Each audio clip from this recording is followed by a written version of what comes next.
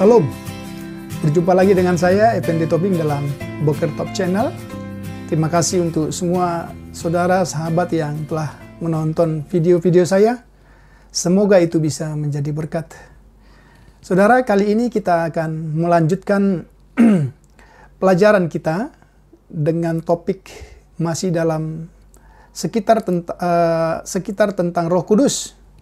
Hari ini kita akan membahas satu isu yang seringkali menjadi sesuatu yang kita pahami di dalam kehidupan kita sebagai orang percaya. Isu itu bicara tentang karunia-karunia Roh Kudus. Temanya ialah, benarkah bahwa jumlah karunia Roh Kudus hanya 9 karunia? Dan yang kedua, benarkah semua karunia Roh Kudus itu bersifat ajaib? Saudara, untuk menjawab pertanyaan ini, maka kita perlu memahami apa yang dimaksud dengan karunia Roh Kudus. Kalau kita melihat di dalam kebenaran firman Tuhan, ada banyak istilah-istilah yang dipakai untuk menjelaskan apa itu karunia. Misalnya dalam Roma 12 ayat 3-8 dan 1 Korintus 12 ayat 4 dipakai istilah harismata, atau dalam bahasa Indonesia diterjemahkan karunia-karunia. Dalam 1 Petrus 4 ayat 10 dipakai istilah harisma atau karunia. Sedangkan dalam Efesus 4 ayat 7 dipakai dengan istilah domata. Dalam bahasa Indonesia bisa diterjemahkan pemberian-pemberian. 1 Korintus 12 ayat 5 disebut dengan diakonia atau pelayanan-pelayanan. Sedangkan 1 Korintus 12 ayat 6 dipakai istilah energomata atau perbuatan ajaib atau berkuasa. Dari banyaknya pemakaian istilah ini, maka benarkah jumlah karunia Roh Kudus yang ada di dalam Alkitab hanya terdapat 9? Ini menjadi pertanyaan penting dari istilah-istilah tadi. Namun, kalau kita simpulkan apa itu karunia, secara singkat izinkan saya untuk memberikan definisinya. Karunia berarti satu pemberian Tuhan untuk melayani dengan kuasa dari berbagai istilah-istilah tersebut di atas. Kemudian yang kedua, supaya kita bisa memahami dan memberi jawaban terhadap pertanyaan tadi, kita juga harus melihat di dalam Alkitab dikatakan bahwa setiap orang memiliki karunia. Dipakai istilah semua orang, tiap-tiap orang, masing-masing. Itu bisa kita lihat dalam 1 Korintus 12 ayat yang ke-6 sampai dengan ke-7. Kemudian ayat yang ke-11, ayat yang ke-27. Kemudian juga bisa kita lihat dalam Efesus 4 ayat 7, dalam Roma 12 ayat 3, dalam 1 Petrus 4 ayat yang ke-10. Nah, kemudian kita lihat apa tujuan pemberian karunia. Ya, secara singkat dapat dikatakan bahwa karunia itu bukanlah buah kasih, atau dengan kata lain bukan karena prestasi.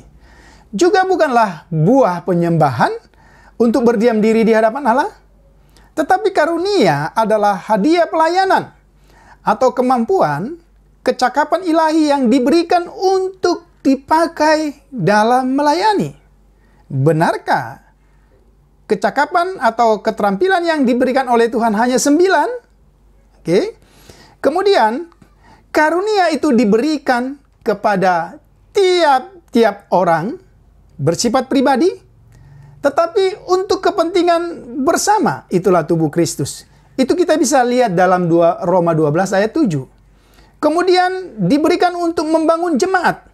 Dalam 1 Korintus 14 ayat 3, ayat 4, ayat 5, dan 12. Kemudian yang terakhir dikatakan, untuk memperlengkapi orang-orang kudus. Efesus 4 ayat yang ke-12. Dengan demikian, kita kembali kepada pertanyaan tadi.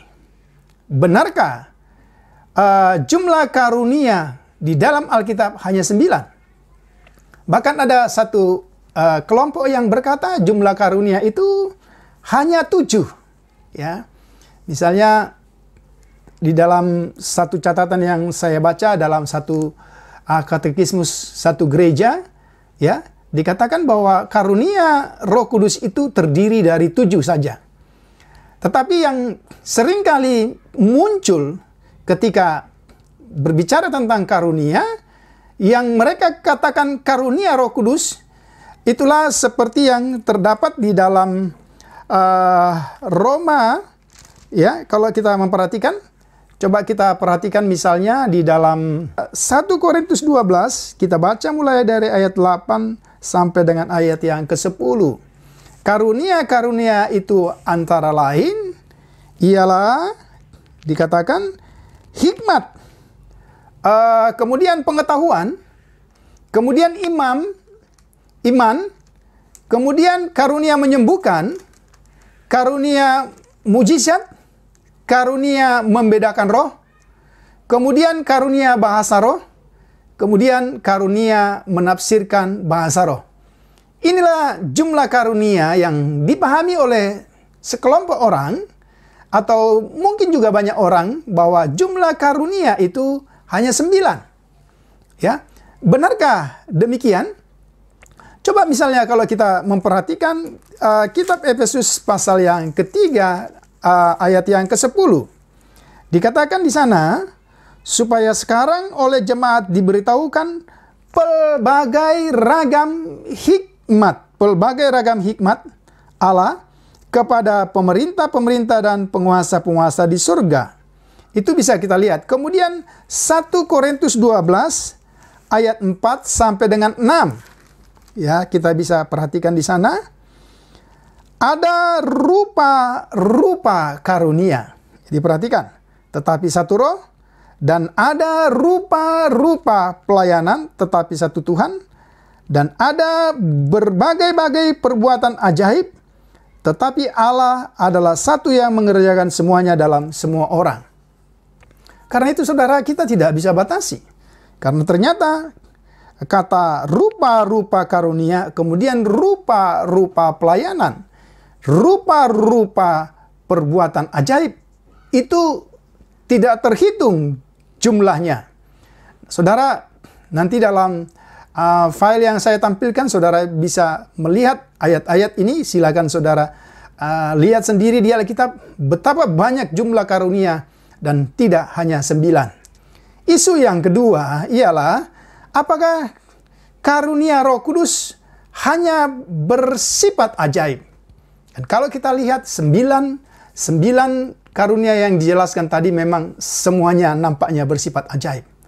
Tetapi kalau kita memperhatikan di dalam Alkitab, misalnya saudara bisa lihat di dalam Roma 12 ayat 8, 1 Korintus 12 ayat 28, 1 Petrus 4 ayat 10 sampai dengan 11.